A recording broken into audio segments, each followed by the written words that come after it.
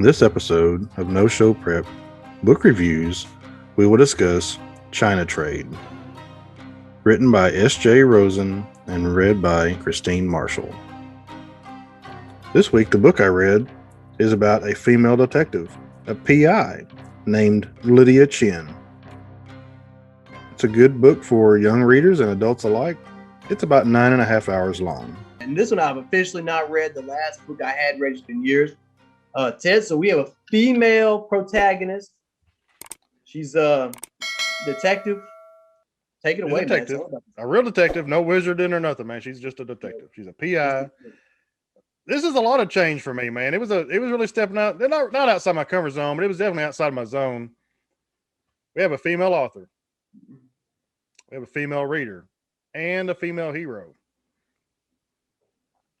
Man, it's okay. It's great. It was just different. You know, it's not like I'm a sexist and I only look for male heroes. That's not the case, but I generally more into the manly kind of books, and this one's not necessarily that way. Different perspective.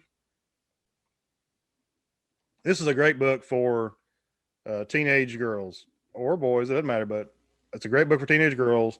It's not nasty. Nobody tries to rape her. You know, this author, you know what I'm saying? Like, that was a great thing, man. I'm getting so sick of the rape scenes. It's like the go-to. Didn't happen. She doesn't get raped. So she's a PI in Chinatown. She's an Asian American lady in her late 20s. She has a friend who's a cop on the local police force. And she's got her assistant in the PI world is, they're not in a relationship, you know. They're there for each other. They're giving hugs and pecks, you know, but they're not in the bed, you know. I don't think they have been. They feel things out. So we gonna have a love interest. This book starts out pretty quick, but I'm gonna tell you, our author is an amazing wordsmith. It's almost poetry. It's like painting the scene, you know, the way the trees and the birds and the people are. The lady is able to really flow words very well. Our reader is fantastic. I don't know. I can't describe to you what she does, but there was a difference in her voice from when she's thinking in her head versus speaking to other people. Like, she literally changed our character, the way she spoke. So I guess I could express it. When she's talking to the people, she's more bubbly and maybe, you know, emotion in her voice, and a little less, more flat when it was just thought. I guess that could be what it is, but a very amazing change. It was very easy to tell in situations, because there was lots of times in situations that she was thinking in her head versus speaking to who's in the room. Our character doesn't spend a whole lot of time alone in this book. There's a lot of dialogue with other people, and so that's really important to have the thoughts separate from the discussion. It's a lot of talent as well. Yes, she put some thought into it. The reader put some thought into how she was going to handle that. I mean, that's something you'd expect out of one of the greats. I mean, and you know, I haven't looked up any more of her work. I don't recognize her voice. Christine Marshall is the lady's name who read. It was an amazing performance. At no moment did I want to turn it off because the reader was not interesting. I wanted to continue listening because it was very interesting. You know, the reader kept it going, and the book travels along at a very good pace. It's not too fast.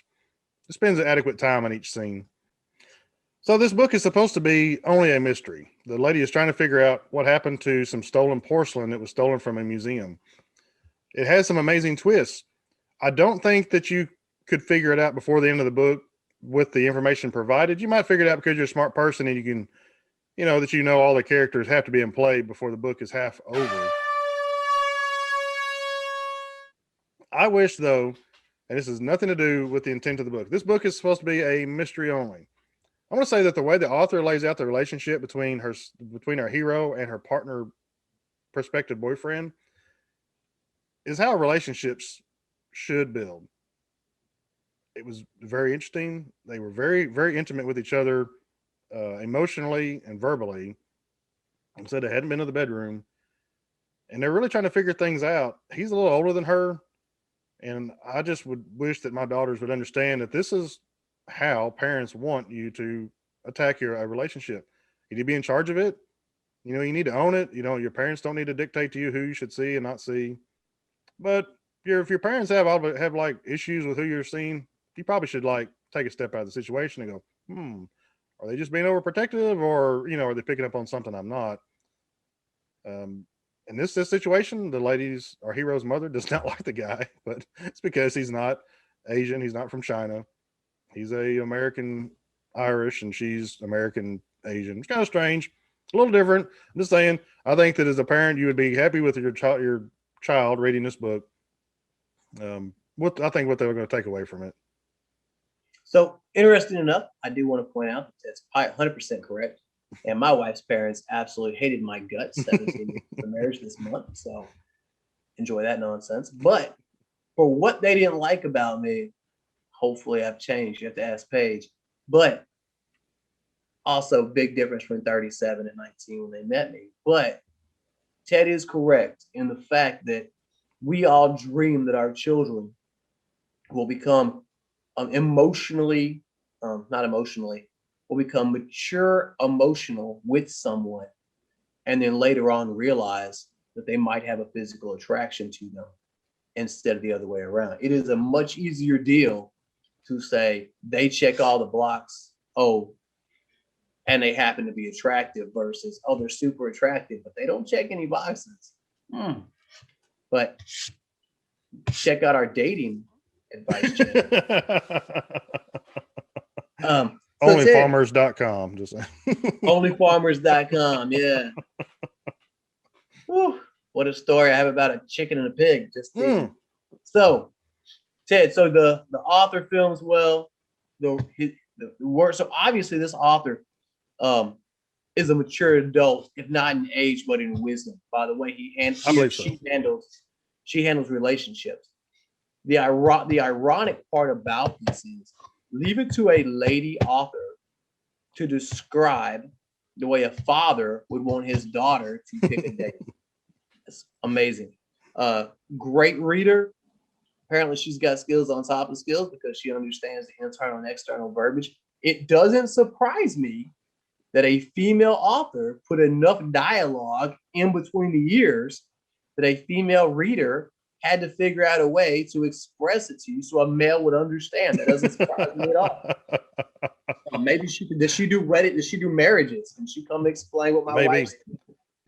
I really enjoy an author that, especially a mystery author, that provides you with all the details that you need from start to finish. There was no hidden, at no moment did our hero go off camera and work out something to bring up later. There were no surprises that the heroes showed us.